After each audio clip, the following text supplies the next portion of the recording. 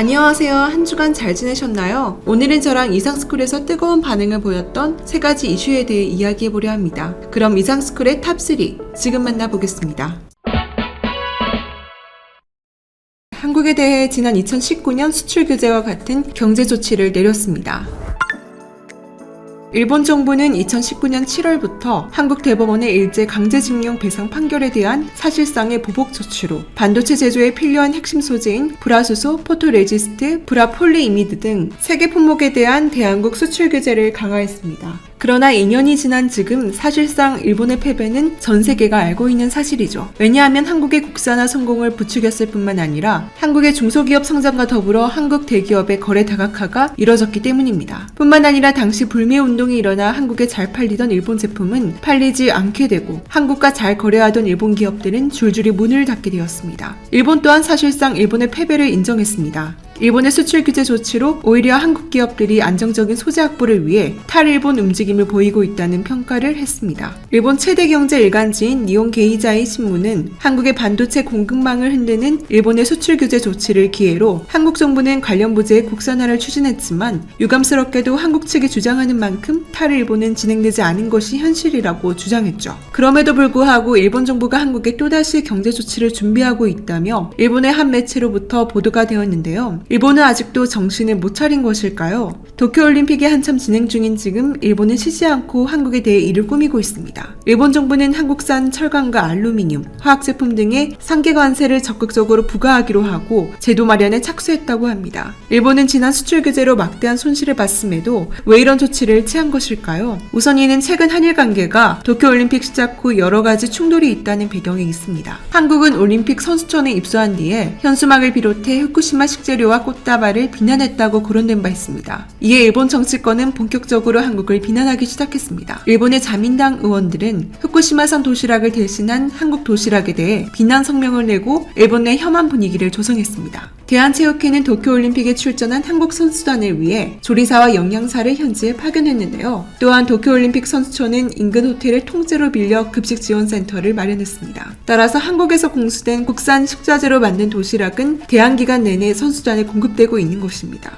그러나 이를 두고 일본 내에서는 엄청난 항의가 있었습니다. 도쿄올림픽 기간 한국 선수단이 따로 만든 한식 도시락을 먹는 데 대해 일본 국회의원이 IOC에 항의해야 한다고 요구했었죠. 아직도 일본의 주요 뉴스에 한국 도시락 뉴스가 매일 등장하며 한국의 도시락 공수가 불편한 입장을 보여주고 있습니다. 미국 또한 한국을 따라 자국의 선수단을 위해 미국 선수촌 인근에 자체 급식센터를 차렸습니다. 미국 올림픽위원회는 72,000파운드가량의 음식과 음료를 콜로라도주에서 도쿄로 공수했으며 대회 기간 선수단의 총 7,000끼를 뷔페식 또는 도시락 형태로 제공합니다. 하지만 미국의 식사 자체 공급에 대해 일본 정치권은 별다른 반응을 내놓지 않고 있습니다. 일본의 정치권 인사들은 물론 일본 내 여론도 한국은 트집을 잡는 것이지만 미국은 식성이 달라 음식을 따로 준비하는 것이니 이해가 된다라며 선택적 분노를 보이고 있다 하니 정말이지 어이가 없습니다. 29일 니혼 게이자의 신문에 따르면 일본 경제산업성은 상계 관세를 적극적으로 활용하기 위해 올가을 미국과 유럽연합, 호주, 브라질 등 5개 국가 지역과 정보공유 협의체를 신설한다고 합니다. 이는 치졸한 일본이 한국의 상계관계를 부과하는 정보공유제를 신설한 것입니다. 상계관세란 수출국으로부터 장려금이나 보조금을 지원받아 가격 경쟁력이 높아진 물품이 수입되어 국내 산업이 피해를 입을 경우 이러한 제품의 수입을 불공정한 무역행위로 보아 이를 억제하기 위해 부과하는 관세를 말합니다. 중국의 철강 제품과 한국의 철강, 알루미늄, 화학 제품을 염두에 둔 조치라고 이 신문은 전했습니다. 구체적인 내용을 보면 일본 정부가 한국산 철강과 알루미늄, 화학 제품 등의 상계 관세를 적극적으로 부과하기로 하고 제도 마련에 착수했다는 것입니다. 일본 정치계에서는 도쿄올림픽에서 한국이 민폐를 끼친다며 목소리를 높이는 이유가 바로 새로운 경제 조치를 앞두고 구실을 만들어가고 있는 것이죠. 일본 국민들은 현재 정권을 잡고 있는 자민당에 대해 매우 평가가 좋지 않습니다. 국제통화기금이 주요 7개국 중 유일하게 일본의 경제 성장률만 하향했는데요. 일본은 코로나 대응 부진 및 도쿄올림픽 등으로 현재 일본이 지고 있는 국가부채는 세계에서 손꼽힐 정도로 많습니다. 정부 부문 전체 채무잔고는 매년 늘어 올해 3월 기준 1216조 엔을 10%를 넘어섰다고 합니다. 게다가 경제 성장률도 턱없이 낮습니다. 일본 정부는 이번 도쿄올림픽 특수로 회심의 전환을 도모했던 것으로 보이나 코로나19라는 복병을 맞았죠. 일본은 현재 4일 연속 코로나 확진자 10,000대 이상이 나오고 있습니다. 그런데 성장을 거의 못하고 있는 데다 늘어만 가는 엄청난 빚을 지고 있는데도 많은 경제 전문가들은 일본이 그리스처럼 국가 구도를 맞을 확률은 희박하다고 입을 모으고 있는 상황입니다. 이러다가 자민당이 아닌 야당에서 총리를 내어주게 되는 최악의 상황까지 올 수 있다는 점을 우려합니다. 일본 정부로서는 국민들의 관심을 돌린 강력한 항방이 필요하게 된 것이죠. 그런데 그들이 생각해낸 것은 2019년 아베의 수출 규제였습니다.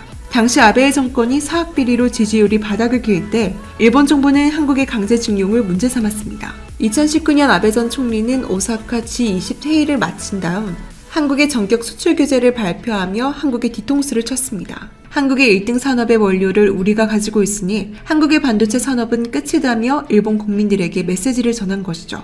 실제로 일본의 수출 규제에서는 패배와는 별개로 아베는 집권을 이어나갈 수 있었죠. 지금의 스가가 도쿄올림픽에 막대한 손해를 입고 코로나 방역에 실패해 궁지에 몰려 한국의 경제적 조치를 취하는 겁니다. 당시 아베 전 총리와 같은 행보를 걷는 것입니다. 국민의 안전과 국익은 안중에도 없는 것이죠. 이번 일본의 상계 관세 조치는 한국 기업의 철강, 알루미늄, 화학제품에서 이뤄지는데요. 지난 2019년 수출 규제와 다른 점은 일본은 한국의 WTO 수출 소송 등을 피하기 위해 WTO의 합법적인 상계 관세를 활용하는 것입니다. 이 점이 특이한 것은 일본은 한국의 흑자를 보는 반면 한국은 일본으로부터 적자를 보기 때문에 이러한 상계 관세는 이해하기 어려운데요. 국제적으로 봐도 흑자를 보는 국가를 상대로 상계 관세를 발동하는 경우는 거의 없기 때문입니다. 미국이 한국의 상계 관세를 발동한 경우와는 다른 것이죠. 한국 기업이 미국 진출을 통해 미국 기업의 손해가 말이 아니었기 때문입니다. 미국은 한국에 대해 계속 뉴욕 적자를 보고 있으며 자국의 산업을 보호하기 위한 명목으로 상계 관세를 부과했지만 일본의 이번 상계 관세 부과는 단지 정치적인 이유인 것입니다. 한국에 잘 나가는 철강 기업들을 때려서 한국 산업을 굴복시키고 스가 내각과 자민당의 지지율을 올려 선거철에 대응하겠다는 전략인 것 같습니다. 그런데 이는 너무 멍청한 생각입니다. 왜냐하면 지난 2019년 아베 정부의 수출 규제가 일본의 패배로 돌아갔기 때문이죠. 우선 한국의 철강 등에 관세를 붙여서 자국에 비싸게 수입한다면 일본 소비재 또한 올라가게 됩니다. 결국 일본은 주 거래처의 수입 가격만 상승하게 되어 일본의 물가 상승을 부추기게 될 것이며 특히나 자동차 분야는 직격탄을 맞을 것입니다. 코로나 이후 원자재 가격이 폭등 중인 상황에서 일본의 물가만 올려놓은 꼴은 일본 국민들의 주머니 사정만 안 좋게 되고 일본의 기업만 피해를 볼 것입니다. 한국이 또다시 일본에 불매운동을 한다면 상황은 더 심각해지겠죠. 한국에 대한 반도체 수출 규제도 일본 기업만 잔뜩 피해를 받기 때문에 이러한 관세 조치도 고스란히 일본으로 돌아가게 되겠죠.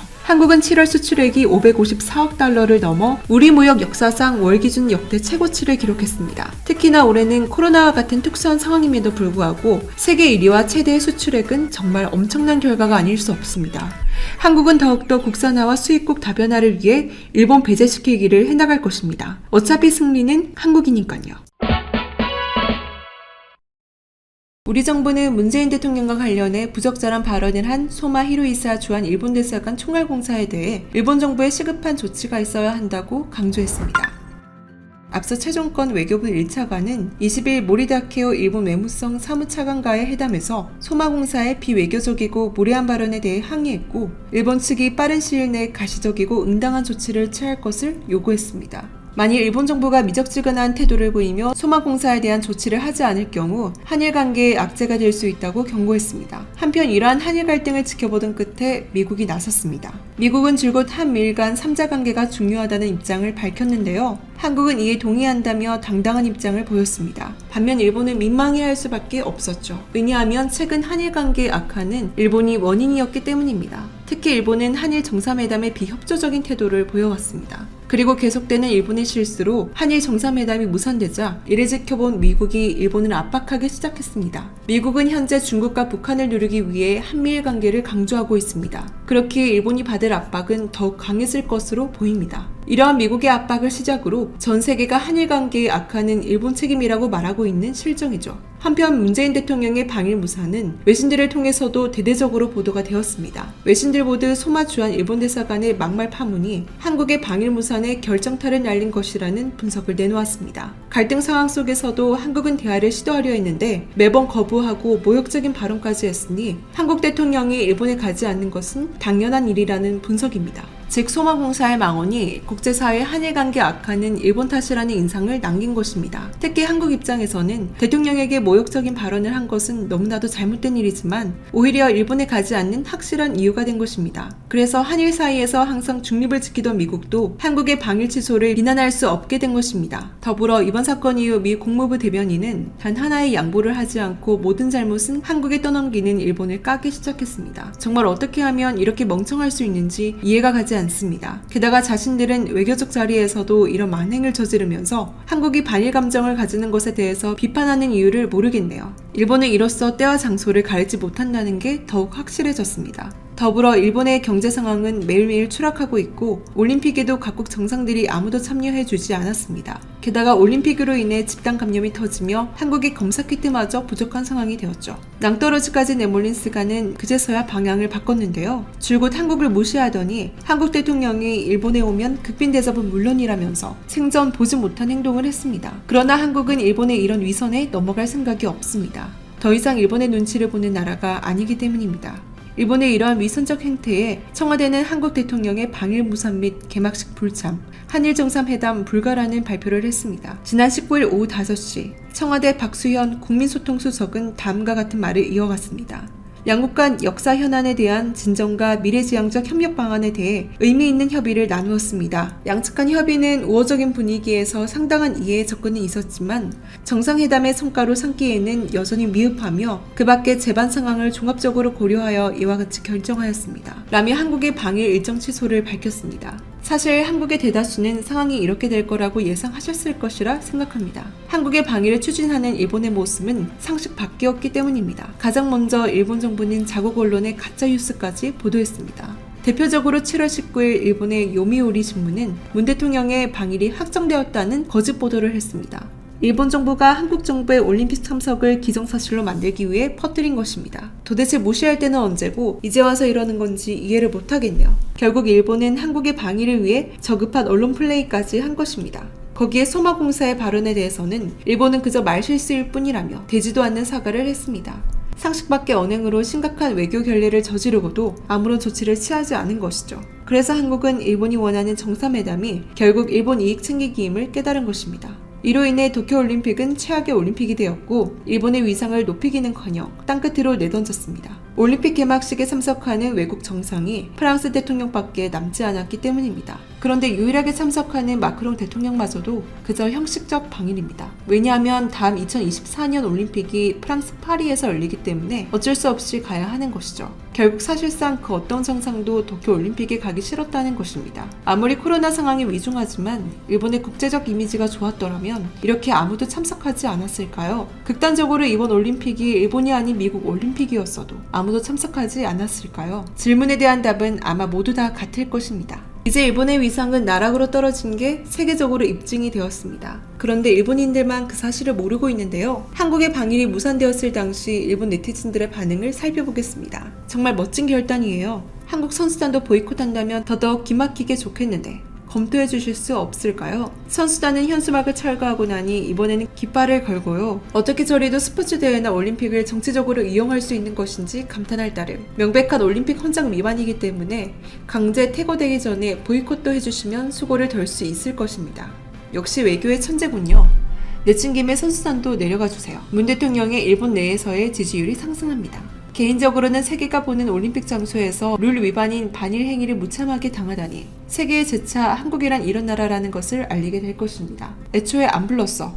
왜 지가 오네 안 오네야? 일본 측이 양보할 가능성은 없으니까 외교적 성과를 전망할 수 없겠네요. 우선 국내 위안부 징용 문제를 꼭 끝내고 오든지 하세요. 좋습니다. 올림픽 선수촌의 한국인들은 도저히 올림픽 정신에 입각한 행동과 의식을 갖고 있지 않습니다. 반일적으로 일본 국민에게 시비를 걸고 있습니다. 그곳의 톱은 절대로 일본에 오지 않았으면 합니다. 등의 반응을 보였는데요. 일본 내 가짜뉴스 때문인지 그냥 생각이 없는 건지 어떻게 이렇게까지 사실을 모를 수 있는지 의문입니다. 아니면 그냥 사과 안 하고 인정도 안 하는 게 일본인의 특징인 것일까요? 한편 미국은 지난 일본의 수출 규제 문제에도 애매한 반응을 보였는데요. 일본이 아무리 한국에 수출 규제를 해도 한국은 타격을 입지 않는다는 사실을 알았을 것입니다. 이후 이어진 코로나 대처에도 일본은 한국보다 한참 뒤처진 후진적 대응을 보였습니다. 그런 일본은 미국도 더 이상 기다릴 수 없게 된 것이죠. 결국 미국은 일본보다 한국과 협력해야 중국을 견제할 수 있다고 깨달은 것입니다. 미국은 일본이 더 이상 아시아의 중심이 되기 어렵다고 판단한 듯 한국을 밀어주기 시작합니다. 즉 미국과 한국이 케미를 만들 수 있는 분야를 선정해 지원하기 시작한 것이죠. 대표적으로 미사일 사거리, 반도체와 배터리, 백신 원전 등 모두 중국과 관련된 것들이라고 할 수 있습니다. 참고로 앞서 말한 분야들은 미중의 관계가 좋을 때는 중국에서 공급을 받아왔습니다. 하지만 미중 갈등이 격해진 지금은 중국이 아닌 그 기술을 가지고 있는 누군가의 손을 잡아야 하는데 그게 바로 한국인 것입니다. 미국이 이렇게 적극적으로 한국과 협력하는 데는 이유가 있습니다. 바로 중국의 중국 제조 2025 정책 때문인데요. 중국이 미국으로부터 기술 패권을 뺏어오겠다고 선언한 것입니다. 제 아무리 미국이지만 동맹국인 한국이 첨단 분야에서 세계 정상을 차지하고 있는 점은 대단히 좋은 일입니다. 과거에는 빛났으나 지금은 놀랍게도 아무것도 없는 일본과는 상당히 비교되는 부분입니다. 하지만 미국이 아무리 기술적으로는 일본을 버렸어도 안 보이게는 일본을 버릴 수 없는데요. 미중 전략적 경쟁과 북한의 군사적 위협이 군사적 충돌로 이어질 경우 한미일 공동 대응이 필요하기 때문입니다. 이러한 상황에서 일본이 계속해서 한국 정부를 자극하니 미국은 답답한 것이죠. 미국은 자신들의 안보 전략에 일본이 초를 치고 있다고 보고 있습니다. 특히 이번 한국의 방일 무산 소식으로 일본의 잘못이 두드러졌으니 미국은 일본을 더 주목할 수밖에 없겠죠. 결국 스가는 소바 공사 문제에 대해 외교관으로서 매우 부적절한 발언이며 유감이라는 입장을 밝혔습니다. 더불어 한국과 소통을 하고 싶다는 말까지 꺼냈죠. 하지만 일본은 잘못된 행동을 인정하지 않다가 낭떠러지 끝에 서자 울자 겨자 먹기로 사과하는 모습으로 밖에 보이지 않습니다. 이런 위선적인 일본을 완전히 떨어뜨리고 세계 인류 국가로서의 한국을 응원합니다. 현대 세계 전기차 시장에서 가장 중요한 부문은 전기차 배터리입니다. 왜냐하면 전기차의 성능을 결정짓는 요소이기 때문이죠. 지금 세계는 전기차 배터리 시장 선점 전쟁이라고 해도 과언이 아닙니다. 현재 전기차 배터리 시장은 한국과 중국의 양강구도로 형성되어 있습니다. 그 중에서 중국의 리튬 배터리 산업의 가속화가 심해지고 있는데요. 이에 미국은 중국을 견제하기 위해 반드시 한국과 동맹이 필수라고 전했습니다. 한국과 미국의 동맹으로 위협을 느낀 중국은 저렴한 가격을 앞세우기 시작했는데요. 이로써 한국 배터리 업체들도 가격 경쟁력이 주 과제가 되었습니다. 이를 업계와 외신에 따르면 중국 CATL은 지난 29일 발표회를 열고 나트륨 이온 배터리를 공개했습니다. 나트륨 이온 배터리는 리튬 이온 금속으로 만든 배터리보다 저렴한 원자재를 사용해 저렴한 가격이 장점입니다. 게다가 장점은 가격뿐만이 아닙니다. 나트륨 이온 배터리의 에너지 밀도는 1km당 160W시 수준이고 배터리 80%를 충전하는 데 걸리는 시간이 15분 정도 빠릅니다. 더불어 영하 20도에서 에너지 밀도가 90% 이상 유지된다는 점도 장점이죠. 이러한 많은 장점에도 나트륨 이온 배터리는 에너지 밀도가 낮다는 점이 지적되고 있습니다. 이러한 지적에 CATL은 저밀도 단점을 제조 공정을 통해 보완할 것이라고 밝혔습니다. 1km당 200W 이상의 차세대 나트륨 이온 배터리를 개발할 계획이라고 밝혔습니다. 이런 격변하는 세계 배터리 시장에 일본은 다급해지기 시작했는데요. 지금까지 일본은 자신들이 뒤처진다는 사실을 인정하지 않았습니다. 그러다 요즘에서야 한국에 밀리고 있다는 사실을 인지하고 새 전략을 짜느라 바쁜 상황인데 중국이 저가격 경쟁을 시작한 것이죠. 일본은 중국에 맞서는 것인지 파나소닉도 배터리 가격을 절반 수준으로 낮추겠다는 계획을 밝혔습니다. 그런데 진짜 일본이 어쩌다 이런 상황까지 오게 됐을까요? 파나소닉을 앞세우던 일본 배터리 업계는 전기차 배터리 시작을 주도했었는데 지난해를 기점으로 한국 업체들의 고전을 면치 못하고 있습니다. 현재 어떻게 해도 상황이 나아지지 않자 저가형 배터리 양산을 기획하고 있는 것입니다. 오래전부터 고품질과 장인정신을 이어오던 일본으로서는 치욕적인 상황인 것이죠. 심지어 일본은 현재 리튬이온 배터리는 이미 포기한 상태입니다. 그래서 다음 세대 주력인 전고체 배터리 기술에 공을 들이고 있습니다. 특히 일본은 배터리 사업을 한국에게 뺏기지 않으려고 발버둥을 치고 있는데요. 파나소닉과 도요타는 배터리 합작사를 설립하기도 했습니다. 바로 PPES입니다. PPES는 내년까지 배터리 생산 비용을 절반으로 2025년까지는 최대 70%까지 줄인다는 목표를 발표했습니다. 업계에 따르면 전기차 배터리팩 제조 원가는 와트시당 $100 수준으로 추정되는데 파나소닉은 이 가격을 $500 이하로 낮추겠다는 것입니다. 이에 일본은 중국 다롄에도 공장을 세워 배터리 생산 원가를 절감하겠다는 의지를 드러냈습니다. 중국에 이어 일본도 저가 전략을 내세우고 있는 것입니다. 그런데 일본이 놓친 부분이 있습니다. 현재 자동차 배터리 시장에서 핵심은 가격이 아니라 성능과 안정성이라는 사실입니다. 예를 들어 얼마나 멀리 갈 수 있고 충전 시간은 얼마나 걸리는지, 화재의 위험성은 없는지에 대해 경쟁력을 가져야 한다는 것입니다. 이러한 성능 경쟁력에서 밀린다면 가격이 저렴하더라도 사실상 경쟁력이 없는 것입니다. 하지만 이러한 저가 전략에도 일본은 점유율을 높이지 못하고 있습니다. 시장 조사기관 SNE 리서치에 따르면 올해 상반기 전기차 배터리 에너지 점유율은 1위 중국 CATL, 2위 한국 LG 에너지 솔루션, 3위는 파나소닉입니다. 그런데 이 수치에는 함정이 있습니다. 1위 업체인 중국의 CATL은 매출액의 약 85%를 자국 시장에서 냈습니다. 그래서 해외 시장만 놓고 본다면 순위가 5위까지 밀리죠. 일본의 파나소닉도 품질에선 한국 기업에, 가격에선 중국 기업에 밀리는 샌드위치 신세가 되었습니다. 중국은 중국 내수 시장을 장악하고 해외 시장으로 발을 넓히고 있고 한국은 유럽과 미국의 우수한 기술력과 현지화 전략으로 먼저 진출을 해버렸습니다. 현재 한국과 중국은 점점 확대되고 있는 반면 일본은 점점 감소하고 있는 것이죠. 이미 일본이 성장할 시장은 없어 보입니다. 그런데 일본은 아직도 예전에 높았던 점유율을 다시 찾아올 수 있다고 생각합니다. 그런데 일본의 예전 점유율은 사실 다른 기업이 없던 상황이었습니다. 현재 여러 기업들이 경쟁에 뛰어들자 바로 패권을 빼앗긴 것인데요. 과연 예전 점유율이 탄탄한 기술력으로 만들어졌을까요? 배터리 시장이 완성차 시장만큼 중요한 지금 일본이 점유율을 회복할 가능성은 거의 제로에 가까워 보입니다. 한편 중국과 일본의 저가 전략을 한국으로서도 무시할 수 없게 되었습니다. 이에 한국은 어떠한 전략을 내세우고 있을까요? 한국의 배터리 기업들은 상대적으로 고가인 하이니켈 리튬 이온 배터리에서 비싼 코발트 함량을 줄여 가격을 낮추는 전략을 택하고 있습니다. 이와 더불어 한국은 초소형 세라믹 마이크로 기술 개발에 성공했다고 밝혔습니다. 이번에 개발한 초입자 조립 제어 기술은 나노입자 콜로이드 서스펜션 분산 안정성과 조립 속도를 동시에 제어해 고용도와 밀도가 매우 높은 초소형 세라믹 구형 조립체를 제조할 수 있는 기술로 주목받고 있습니다. 소결 공정을 제어해 고용도를 유지하면서도 세라믹 소재의 경도와 밀도, 탄성 개수를 향상하는 특징을 가집니다. 이에 세라믹 비드 국산화를 목표로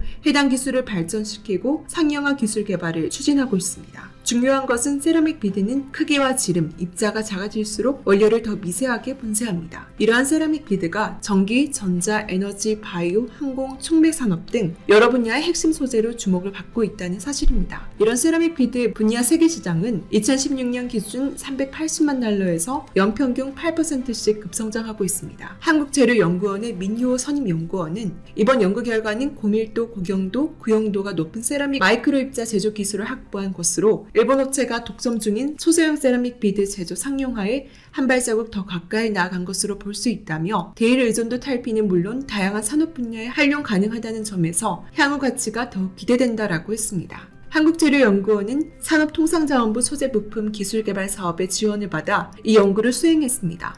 이 소식이 전해지자 일본은 당혹감을 감추지 못했는데요. 왜냐하면 이 기술은 2차 전지 관련 부품 생산에 꼭 필요한 기술이고 현재 일본이 독점하고 있기 때문입니다. 물론 이번에 개발한 세라믹 비드 시장은 크지 않습니다. 하지만 일본의 수출 규제 사태와 같이 비드 수급이 중단될 경우 2차 전지 관련 부품 생산이 불가능해 경제적 파급이 막대해집니다. 이번 개발은 지난 일본의 수출 규제에 맞서는 흐름으로 보입니다. 한국은 수출 규제 이후 자체 기술 개발에 투자하고 공장을 증설했는데요. 더불어 외국 투자 유치를 통해 국내 생산 기반을 강화했습니다. 특히 주요국과 협력하며 공급처를 다변화하기도 했죠. 그 결과 일본의 수출 규제로 제조업 기반이 무너질지도 모른다는 우려와 달리 생산 차질 없이 공급망을 안정적으로 유지하고 있습니다. 심지어 우려가 무색해질 만큼 일본의 독점 기술들을 하나씩 뚫고 있습니다. 이런 상황을 규제의 순기능이라고 해도 되는 것일까요? 이쯤 되면 반대로 우리나라가 일본의 수출 규제를 한다면 어떻게 될지도 궁금해지네요. 한편 일본의 수출 규제에 대한 일본 네티즌들의 반응을 살펴보겠습니다. 아베에게 책임을 추궁해야 해. 일본을 재생시키기 위해선 지금의 정치체제로서는 무리예요. 이제 적당히 국민이 각성해서 자민당을 끌어내리지 않으면 일본의 모든 분야가 낙엽처럼 떨어져 나갈지도 몰라요. 약속을 지키지 않고 반일하는 한국과의 단절을 바랍니다. 등의 반응을 보였습니다. 정말 일본 네티즌들은 현재 상황이 어떠한지 파악하지 못하고 있네요. 여전히 진행 중인 일본 수출 규제와 각국의 경쟁은 한국의 경쟁력을 강화하는 기회가 되고 있습니다. 앞으로도 소부장 강화 정책을 흔들림 없이 추진하여 우리나라가 첨단 산업을 주도하는 국가로 성장하길 바랍니다. 혹시 광고 하나 해도 될까요? 내일 상승할 종목이 궁금하시다면 오른쪽 버튼을 꼭 클릭해주세요. 시청해주셔서 감사드리며 내일 다시 찾아오겠습니다.